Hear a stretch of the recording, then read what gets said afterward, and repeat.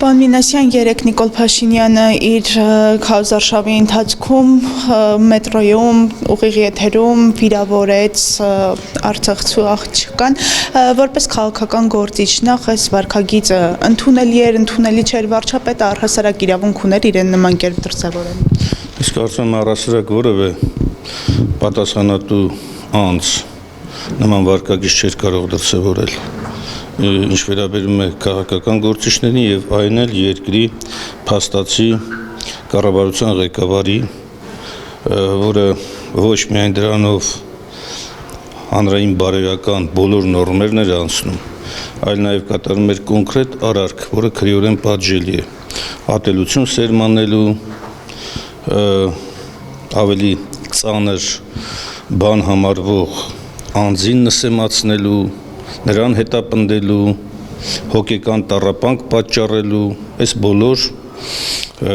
հանցակազմի տարերով հանդերձ նա իրեն ցուցադրեց երեք ամբողջ իր էությամբ։ Բացի դա, ես ուզում եմ ձեր ուշադրությունը հրավիրել նաև այս ընթացքում նրա վարքագծին առհասարակ, թե ինչպես է ըստ էության պետական իշխանության դեմ հանցագործություններ կատարում, երբ հայտարարում է, որ եթե ՔՊ-ն մեծամասնություն չունենա, ապա հաստատապես պատերազմ է լինելու։ Սա ոչ թե արդեն ենթադրյալ, այլ ուղիղ հանցագործության մասին է վկայում, եւ այս անձի անհավասարակշիռ պահվածքը ցույց է տալիս, որ Հայաստանի Հանրապետությունը որքան վտանգված է, որքան կորստի առաջ կանգնած իրավիճակ է, երբ երկրի փաստացի ղեկավարը իրեն թույլ է տալիս նման վարքագիծ։ Ըստ էության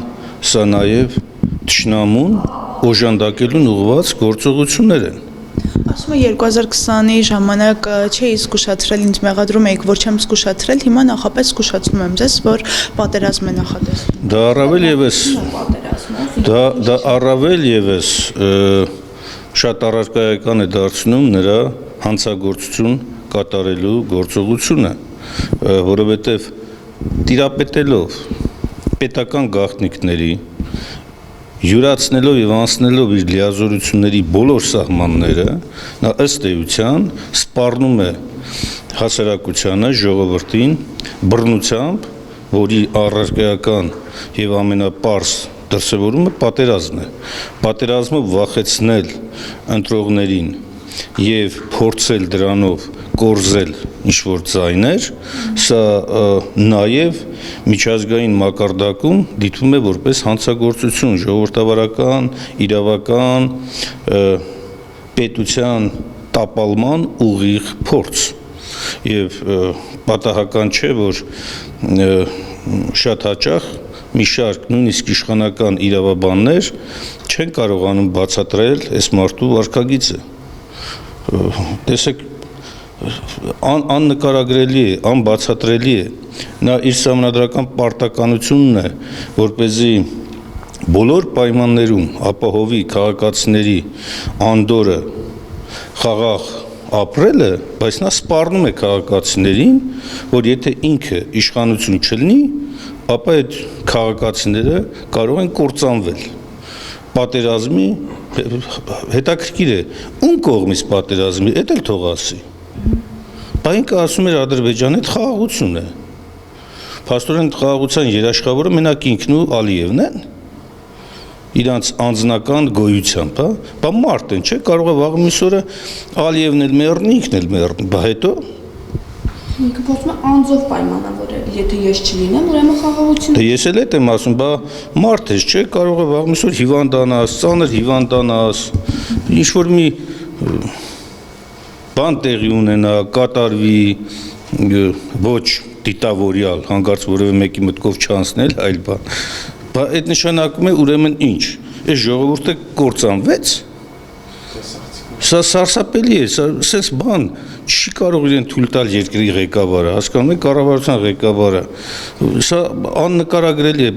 համաշխարհային պատմության մեջ երևի այսպիսի բան չկա։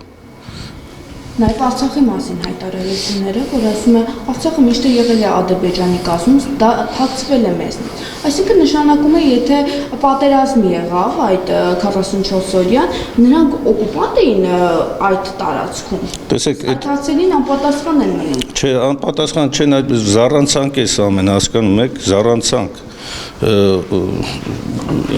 Աննկարագրելի է այս մարդու Արցախի հետ կապված գործողությունները, ինչպես որ իշխանության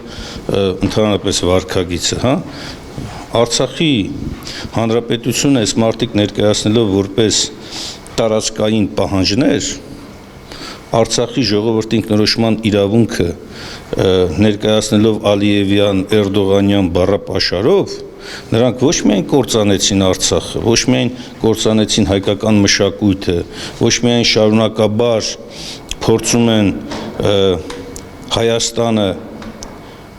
դնել այս երկրների տրամադրության տակ, այլ նաև այս մարդիկ ընդհանրապես զուրկ են մարդու հիմնարար իրավունքները գիտակցելու ունակությունից։